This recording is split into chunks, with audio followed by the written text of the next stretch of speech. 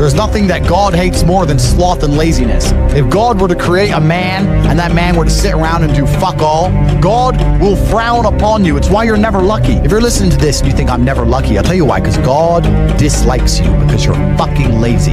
Start to work. Start to show God the beauty of his own creations. You'd be amazed how lucky you become. God is unhappy with these people.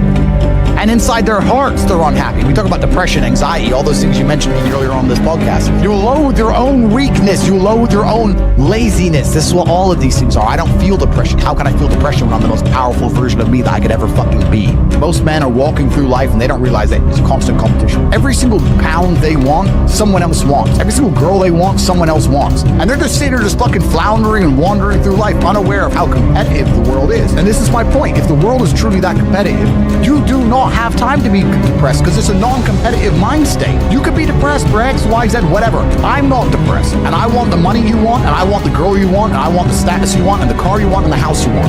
I'm gonna get it, and you're fucking not. I don't give a shit what happens to me in my life. I don't care how bad it is. I don't care the worst, most heinous things I could possibly imagine happening. I know that my sadness, my depression will be temporary, because I will never stay loose. It's against my creed. It's not right. All of your minds are broken. You can't even focus on it. You are constantly distracted to the point where you can't even appreciate the good things in your life. You're distracted. Your minds are broken. You need to rewire your mind and resist the slave programming. If you cannot control your own mind, then you are just a feather in the wind of life. Because your own mind is the only thing you can control. You can't control the weather. You can't control other people. You can't even control whether your heart stops beating. You might have a heart attack tomorrow. You can't control anything besides what you think.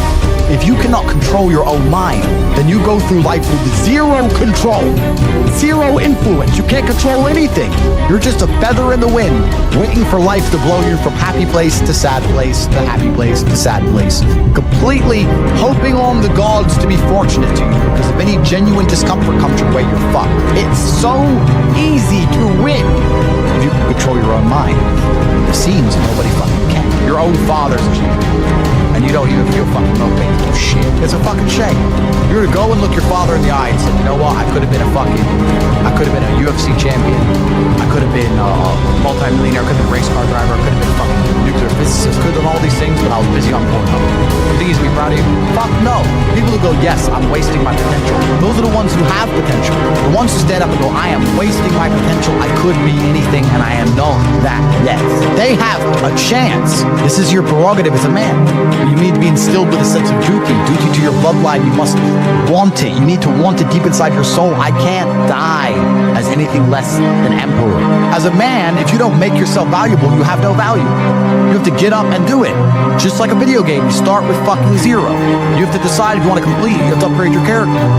So I find it amazing that men are going to play video games and fuck about and waste their time instead of upgrading their character. Everyone knows what to do. You know what you have to do.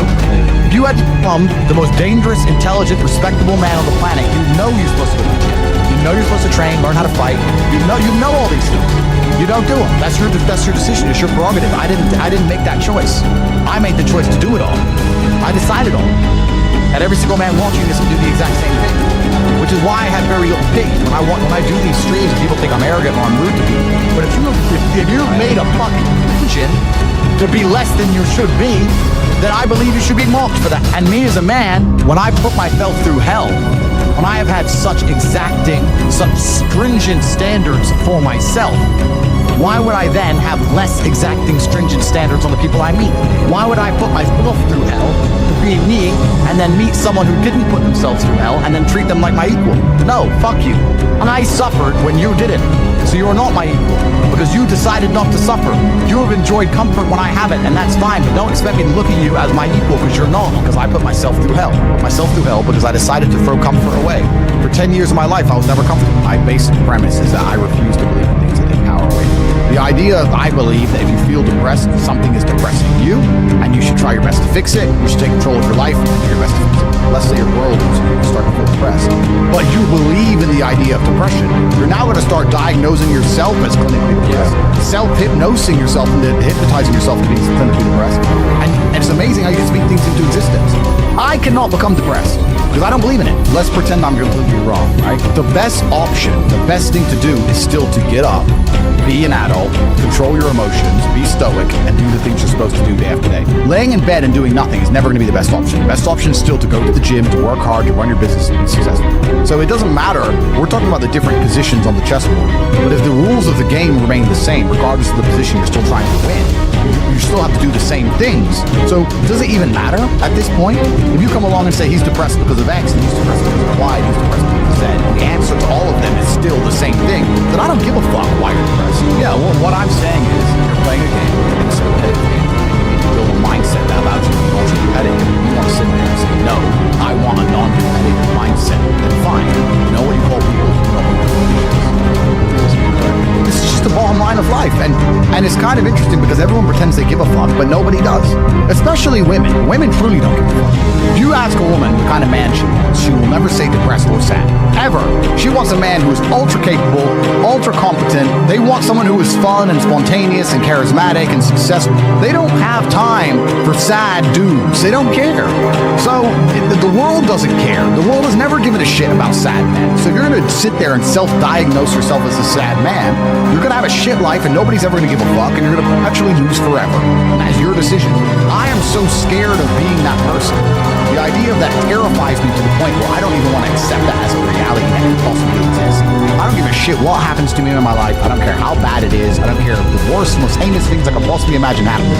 I know that my sadness, my depression will be temporary. Because I will never stay a loser. It's against my creed, not my creed.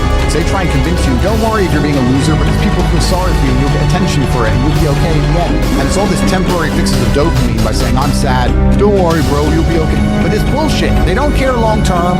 The world doesn't care. Nobody really cares. Chicks don't care. Business doesn't care. You are going to fail. You can have anything you want on the planet. There's not a girl I look at that I want that I can't have. Not one. That's my reality. There's not a car I can't have. There's not a house I can't buy. If I want to go to a yacht, if I want to go to Antarctica, there's nothing I can't have. Bam. Because I've decided to become this man. It's the same for absolutely every single one of you at home.